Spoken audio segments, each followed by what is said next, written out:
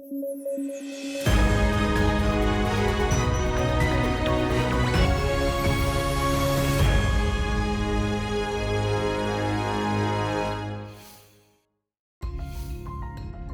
Crime record bureau ने देश से महिलाओं और लड़कियों के मिसिंग होने का डेटा जारी किया है। ये आंकड़े 2019 से 2021 के हैं। इस दौरान देश से तकरीबन 10,61,648 औरतें मिसिंग हैं। अकेले 2021 में 18 साल से ऊपर की 3,75,058 वुमेन गायब हैं। मध्य प्रदेश और महाराष्ट्र दो ऐसे राज्य हैं जहां से इस दौरान सबसे ज्यादा औरतें गायब हुई हैं। 31 जुलाई को भारत के महान लेखक मुंशी प्रेमचंद की जयंती मनाई जाती है। उनकी रचनाओं में गोदान, गबन, निर्मला, कफन, नमक का दारोगा, ईदगाह और कर्मभूमि अहम है। उन्हें उपन्यास सम्राट के तौर पर जाना जाता है। उन्होंने अपनी लेखनी के जरिए गरीबों और शहरी मध्य वर्ग की समस्याओं पर प्रकाश डाला। भारतीय मूल की निशा बिस्वाल को यूएसए के इंटरनेशनल डेवलपमेंट फाइनेंस कॉरपोरेशन की डेप्यूटी चीफ एग्जीक्यूटिव ऑफिसर नियुक्त किया गया है। वे वर्तमान में यूएसए चैम्बर ऑफ कॉमर्स के international strategy and global initiative के लिए सीनियर वाइस प्रेसिडेंट के पद पर थी। 1 अगस्त को प्रधानमंत्री नरेंद्र मोदी को लोकमान्य तिलक नेशनल अवार्ड से नवाजा जाएगा। 1 अगस्त को लोकमान्य बाल गंगाधर तिलक की पुण्यतिथि के मौके पर यह पुरस्कार दिया जाएगा। इस पुरस्कार को तिलक स्मारक मंदिर ट्रस्ट के द्वारा दिया जाता है। पुरस्कार से पूर्व में इंदिरा गांधी, अटल बिहारी वाजपेयी, मनमोहन सिंह, शरद पवार और साइरस पूनावाला जैसी हस्तियों को नवाजा जा चुका है।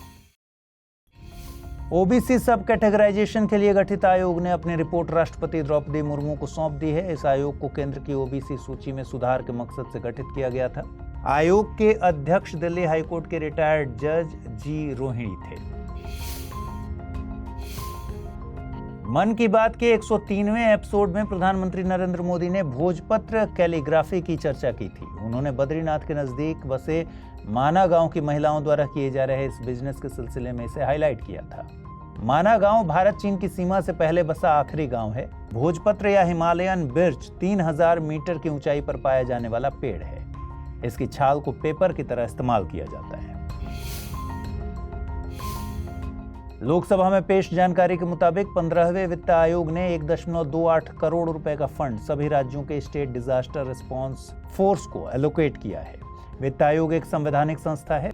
इसका जिक्र संविधान के अनुच्छेद 280 में किया गया था। यूनेस्को ने इटली की आइकॉनिक सिटी वेनिस को world heritage site in danger में शामिल करने की बात कही है। यूनेस्को की रिपोर्ट के मुताबिक ये शहर ओवर टूरिज्म, ओवर डेवलपमेंट और बढ़ते समुद्र स्तर के चलते इरिवर्सिबल डैमेज के जोखिम का सामना कर रहा है। इटली का वेनिस शहर 5वीं शताब्दी में स्थापित हुआ था और 10वीं शताब्दी तक बड़ी समुद्री ताकत के तौर पर उभरा। इस शहर को सिटी ऑफ कैनाल्स और फ्लोटिंग सिटी के तौर पर जाना जाता है। जीएसटी काउंसिल की हालिया संपन्न हुई बैठक में ऑनलाइन गेमिंग, कसिनो और हॉर्स रेसिंग पर 28% कर आरोपित करने की बात कही गई है। कर की ये दरें 1 अक्टूबर 2023 से लागू करने की बात की जा रही है। सऊदी अरब रूस यूक्रेन के बीच शांति वार्ता के लिए 5 से 6 अगस्त के बीच एक पीस फोरम की मेजबानी करने वाला है। इस बैठक में Chile, Egypt, European Union, USA और यूके समेत 30 के करीब देश आमंत्रित हैं। खबरों के मुताबिक इसमें रूस को न्योता नहीं दिया गया है। ये फोरम सऊदी के शहर जेद्दा में आयोजित की जाएगी। हाल ही में टाइफून खानून ने जापान और ताइवान के कई हिस्सों को प्रभावित किया है। टाइफून एक ट्रॉपिकल साइक्लोन ही है। जब ट्रॉपिकल साइक्लोन में हवा की स्पीड 74 मील प्रति घंटे से ज्यादा पहुंच जाती है तो इसे हरिकेन और टाइफून जैसे नाम दिए जाते हैं। उत्तरी अटलांटिक, उत्तरी मध्य प्रशांत महासागर और उत्तर पूर्वी प्रशांत महासागर में इसे हरिकेन कहते हैं। इसी तरह के सेम डिस्टर्बेंस को उत्तर पश्चिमी प्रशांत महासागर में टाइफून कहा जाता है। केंद्र सरकार ने लैपटॉप, टैबलेट और पर्सनल कंप्यूटर के आयात पर तत्काल प्रभाव से प्रतिबंध लगा दिया है। हालांकि एक लैपटॉप, टैबलेट और पर्सनल कंप्यूटर के आयात को छूट दी गई है। इसके अलावा रिसर्च एंड डेवलपमेंट के लिए एक कंसाइनमेंट में 20 आइटम्स की छूट दी गई है। झारखंड असेंबली ने Jharkhand competitive examination measure for control and prevention of unfair means in recruitment bill 2023 पारित किया है। इसमें प्रतियोगी परीक्षाओं में नकल के मामलों में उम्र कैद और 10 करोड़ रुपए के जुर्माने का प्रावधान किया गया है।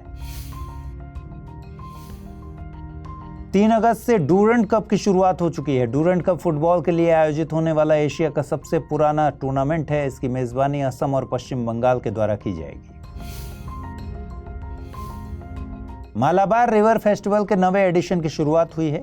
केरल में आयोजित होने वाला ये फेस्टिवल दक्षिण भारत नदी आधारित पहला कंपटीशन है।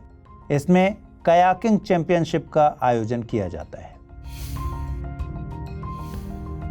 वैश्विक वित्तीय सेवा फर्म मॉर्गन स्टैनले ने भारत के स्टेटस को अपग्रेड किया है। भारत को इक्वल वेट से ओवरवेट का दर्जा दिया गया है। वहीं चीन की रैंक डाउन हुई है। चीन को इक्वल वेट का दर्जा हासिल हुआ है। भारत को ये स्टेटस इसलिए हासिल हुआ क्योंकि भारत की आर्थिक समृद्धि उस वक्त में भी जारी है जब वैश्विक स्तर पर समृद्धि की दर लगातार धीमी है।